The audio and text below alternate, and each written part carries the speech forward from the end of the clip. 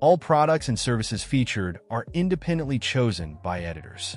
However, Soaps.com may receive a commission on orders placed through its retail links, and the retailer may receive certain auditable data for accounting purposes. At the Forrester mansion, Ridge and Taylor discuss Brooke's big mistake. Taylor thinks it's hard to believe given how much she claims to care about him. Ridge laments that she's joined Carter and Hope. Taylor says it doesn't seem like she's considering his feelings. Ridge says Taylor always does. Maybe she's been right all along. In Forrester's main office, Brooke tells Zen she agrees with them. Carter and Hope taking Forrester from Ridge and Steffy was wrong. She'll do whatever she can to get it back into their hands.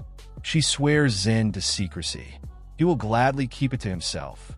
She says she took the job only so she could convince Carter to refile the LLC papers. She believes Carter and Hope have a place at the company, but under the right leadership. She will get the Forresters their company back. That is her ultimate goal in taking the job. Zen gushes, "Oh my God, Brooke, if you can pull this off." Brooke understands why Carter and Hope felt they had to do something, but this was egregious. When it comes to this company, a company Eric and Stephanie built from scratch, I will always be loyal to Ridge and the Forresters. Always. At the Cliff House, Finn and Steffy talk about having each other's backs. He's sorry about what she's dealing with. Steffy hasn't even told him the latest. It's about Brooke. She says she did something unforgivable. Finn guesses she's siding with Carter and Hope now. Steffy shrugs. The Logans stick together. She's actually on their team. Finn wonders how she can stomach working for them when they stole the company. Steffy says it's because she gets to be in charge. She's the new CEO of Forrester Creations. Finn marvels that Brooke just put it out there that she was CEO with no word to Ridge. Carter and Hope are in the wrong. Brooke should know that. Steffy guesses she's taking advantage of the situation to elevate herself without regard for how her father feels. At the Forrester mansion, Ridge tells Taylor that her coming back to LA when she did was no coincidence. He believes she came when he needed her most. Taylor feels she needed him most. She reminds him how much he helped her. He teases that she has a good point. They laugh, and then Ridge turns serious. Brooke knows what that company means to him. She should have been disgusted with her daughter, but she stood with them. "I can't do this anymore. You were right all along." He moves close and looks into Taylor's eyes as he rubs her shoulder. At the Cliff House, Finn gives Steffy a massage and asks if he's erasing her problems. She sighs. "My biggest problem? She might erase herself today." Finn asks Brooke. Steffy can't imagine what she's thinking. She explains that her dad is staying at her granddad's house. If Brooke really cares about him, why wouldn't she go over there and say so? Instead, she double-crossed him. She thinks her father's finally had enough. Maybe he'll finally realize his true love is her mom. At the Forrester mansion, Taylor stammers, "Maybe we should, I know today's been emotionally challenging." Ridge steps back and muses that they should call it a night and face it all again tomorrow. Taylor reminds him he's not alone. She tells him if he can't sleep, he can call her anytime. Ridge chuckles, "That's what I'll do. I'll call you." He grabs a bottle of booze and heads up the stairs. Taylor exhales and walks over to grab her purse. Hesitating, she looks up the stairs and thinks. At Forrester, Zen tells Brooke how appreciative Ridge will be when she gets the company back for them. He asks about her first move. Brooke has to go tell Ridge right away. She doesn't want him to mistake her motive.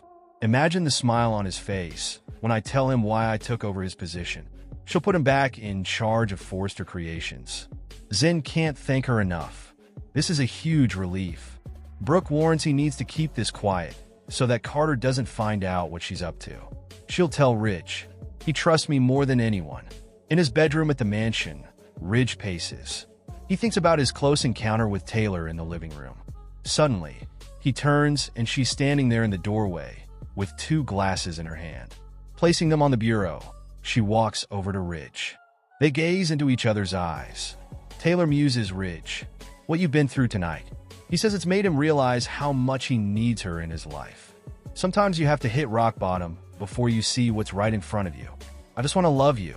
Taylor husks, "Then do it." They kiss. At the Cliff House, Steffi wants her parents to have that kind of connection and to be happy. Her dad's never going to get that with Brooke, but he can with her mom. Finn kisses her forehead. In Ridge's bedroom, He and Taylor continue to kiss, and the mood turns more passionate as he nibbles her neck and the clothes start coming off. He lays her down on the bed and climbs on top of her as she smiles up at him. They kiss again, and Taylor runs her hands over Ridge's arms and back. Ridge is rarely right about many things, but there was one thing he was on. He should never be CEO of Forrester Creations again. It's just not the right fit for him. Ridge proved to himself why he should never lead his father's company on the bold and the beautiful. Flies off the handle. Ridge flies off the handle. He lets his anger get the best of him. For example, he called Hope some unsavory words. This caused his relationship with Brooke to fall apart. Even Kay admits that it was a poor choice of words. However, he felt that Ridge was in his feelings. He was obviously angry with the Forrester Creations takeover. He claimed Hope was to blame, even though his best friend betrayed him. The last thing that Forrester needs is another hot-headed leader. The company needs someone grounded and can steer the ship back to safe harbors. Maybe that person is Brooke. Poor decisions. B&B fans already know Ridge is a waffler. He doesn't know where his relationship with Brooke is. He couldn't give Eric a direct answer. Yet, he's already ready to hop into bed with Taylor. Ridge never says what's on his mind, and that's a terrible trait to have in a leader. He can't make quick decisions on the spot. That's why he left most of the work to his daughter Steffy. He doesn't want to deal with the responsibility. Stick to designing. Ridge is at least self-aware enough to know he's not good at the business side of things. He would rather focus on his first passion, designing. It's what brings him joy and peace. Maybe fashion design is Ridge's only love besides his children. What are your thoughts? Was Ridge a good CEO? Let us know in the comments section. Although Poppy and Bill are kaput on the bold and the beautiful, Romy Park is having the time of her life waiting to see what's next in store for her character. The fun that comes from enjoying her job translates to real life as she enjoys a great rapport with her co-workers. To fully illustrate the good time she has off-screen, she shared some great photos from the show's holiday party. They raised the roof. Park shared several pictures on Instagram and wrote a lengthy passage about the recent that the cast and crew attended. I didn't get too snap happy at the holiday party, but here is what I have. Others didn't come out because of the lighting. I have a memories though. Using her co-workers' Instagram handles, she listed everyone in the 8 snaps she posted. The first was of her with Naomi Matsuda, who plays Poppy's sister Lee, and Tanner Novlin, who plays Lee's son Finn. Next was her and Matsuda, followed by Lisa Yamada, Poppy's homicidal daughter. Then was a larger group pic consisting of Park with Lauren St. Victor, makeup artist Toby Lamb, Matthew Atkinson, and Chris Lai Johnson, who heads up the makeup department. Others included supervising producer Sarah Perna, producer Rachel Herman, casting associate Rachel Rozoginski, John McCook and his wife Lorette, and Ted King and his wife Maya. The good times rolled on. Other people in Park's picks included associate director Lisa Winter-Houston, David Gregg, who works in marketing and public relations, and director Tony Pasquarelli. Of the director, she noted that they have a special bond as we are both from the Garden State One fan, who's a devout viewer commented, "Beautiful pics. I don't know you guys, but I know you guys. So great to see Matthew." The fan was referring to Atkinson, who many viewers have been clamoring for him to return to the show as Thomas. Other fans hoped the group had a great party, and heart emojis were abundant in the responses. It should also be noted that Pasquarelli has directed All My Children in the past, and has worked as an editor on that B&B in the Bay. The bold and the beautiful spoilers and updates reveal Scott Clifton gives some clues on where his alter ego Liam Spencer has been. Read on to see his humorous hints and when he's coming back to the Forrester Spencer etc. drama. The bold and the beautiful spoilers wears Waldo Air, Liam Spencer. Liam has long been a key figure on The Bold and the Beautiful, with many fans viewing him as a quintessential leading man. His character has taken a back seat to emerging stars like Carter Walton, played by Lauren St. Victor, and John Finn Finnegan, portrayed by Tanner Novlin. This is a pressing inquiry on everyone's mind. Fans of B&B are eager to discover the fate of Liam. It appears Bold has seen a shift in its roster of leading men. Clifton took to Instagram to share some news, expressing his joy at being back at the office. B&B spoilers back in the saddle again. Clifton posted a selfie wearing a retro bomber jacket over a plaid shirt, and flashed a cheeky smile at the camera while standing outside the B&B studios.